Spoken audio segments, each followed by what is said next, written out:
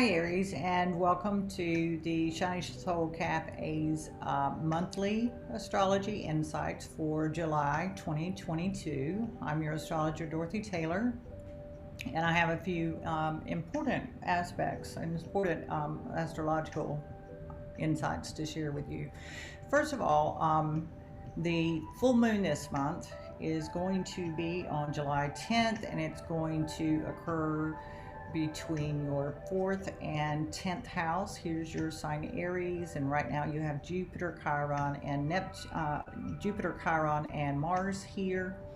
On top of the full moon taking place here across your 4th and 10th house cusp, Mercury is going to come into your 4th house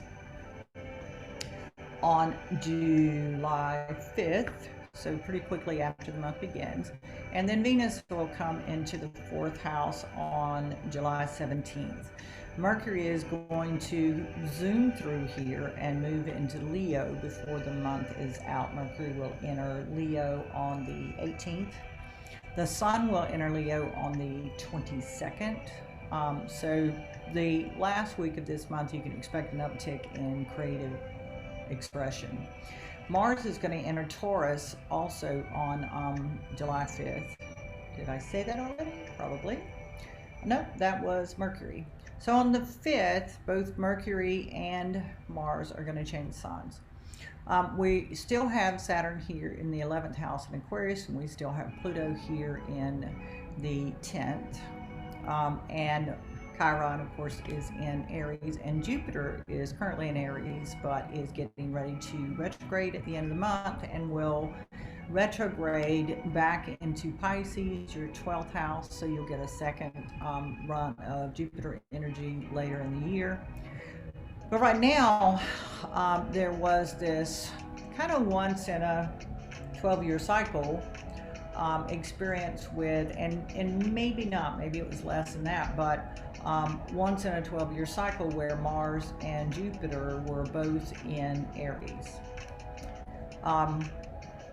So I've been talking a good bit lately about autonomy and making your own choices and being who you are and those types of things. I also warned against pushing your will on others, which seems to have been the case the last couple of weeks, of minority making decisions for the majority.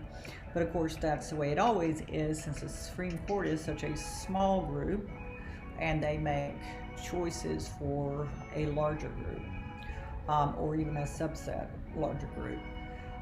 However, that choice was made for, there are a lot of women upset about the reversal of Roe versus Wade. But there are a lot of men also upset.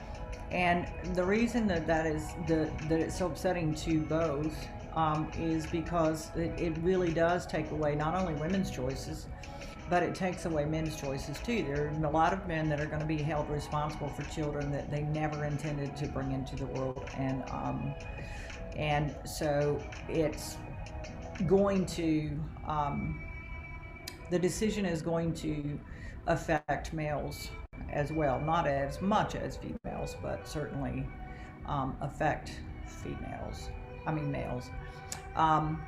So it has a broader perspective, a broader impact than most people are even giving it credit to, right from the social services that are offered to a child's welfare once in this life, and the duality of the court making that decision and yet still allowing for people to own guns that go to elementary school and shoot kids. That's just, the duality just blows my mind. There are other reasons why the duality blows my mind too, but that's one of the biggest ones. So I know that we all want to have the right to make our own choices, but there's a limit to how much you can allow those choices to impact others, and I know that argument in itself lends well to this discussion about Roe versus Wade. So there's a lot in this astrology that has layers and layers. And one of the most profound things that I saw in this chart right on July 1st, so the weekend of the 4th of July, Mars and Pluto are at a square. And Mars and Pluto, in my description of the planets, Mars is ego will and Pluto is soulful will. So if you wanted to debate which one had more strength, you would certainly, in the end, say the soul. The ego is kind of timid when it comes to real soulful issues. And it's short-sighted. The ego is short-sighted, where Pluto is not. The soul is not so short-sighted. So they're at a square here. And there's this battle of ego and soulful will going on. And, you know, people would be surprised, I think, if they did look into their soul and had that debate with the ego and the soulful will, exactly what the soul would answer. So if you're in the middle of this kind of dynamic where your inner soul and your outer ego will are in a battle, sit down and listen. Listen to your inner self. Think of the bigger picture. Think of the deeper picture. And all of the emotional aspects of what is involved in something that you think ego-wise is a good idea and what is really going on for the larger picture.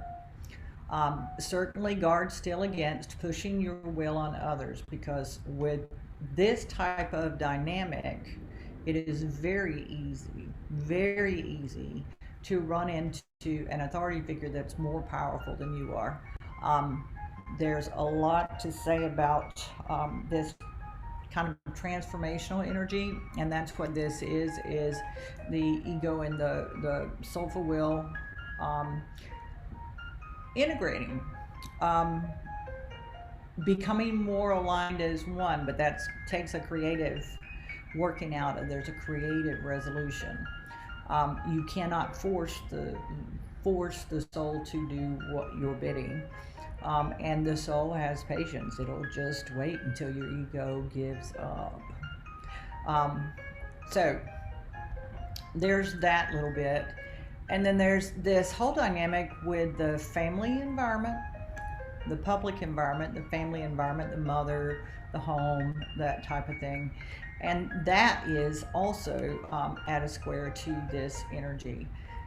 And so there's this dynamic where the outer world and the inner world, the place that makes you feel the most safe and secure emotionally, they're not doing that.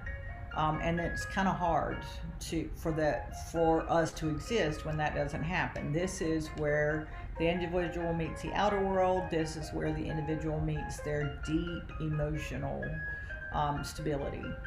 So there's a lot pushing you right now to align the inner and the outer of yourself. I'm not talking about the inner and outer world. Inner wise, you don't need to align with the world, but you need to align your psychological inner and outer world, your emotional inner and outer world, your intellectual inner and outer world. So, and on all those levels for you personally, aligning your inner world and your outer world with your identity. So who are you? What is it that you really do want? And what are you willing to use your will to manifest? Use your energy to manifest. So this idea, of our identity and being emotionally safe and secure while we're in a world that's transforming can be rather daunting. So it's not an easy month, and I dare say the rest of the year is not really going to be easy.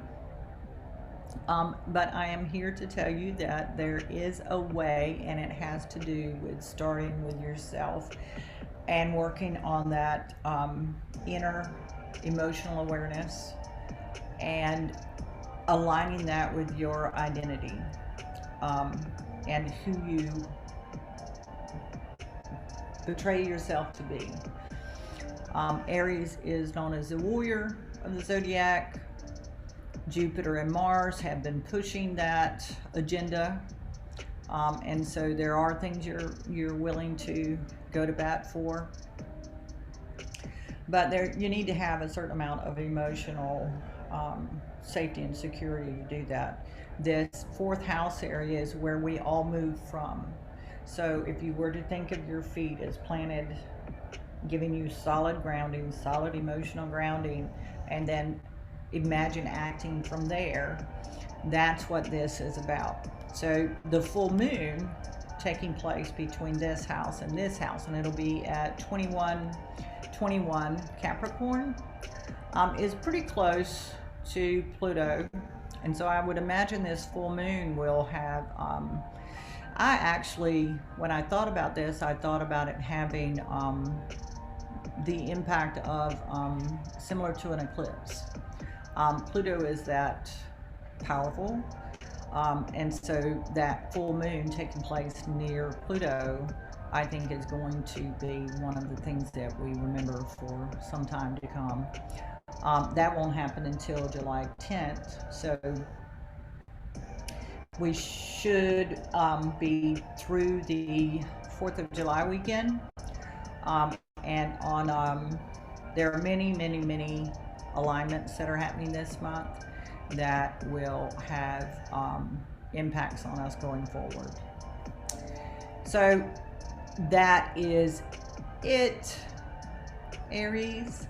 I will see you again in a couple of days for the weekly, and I will see you again next month for next month in August. Thanks again.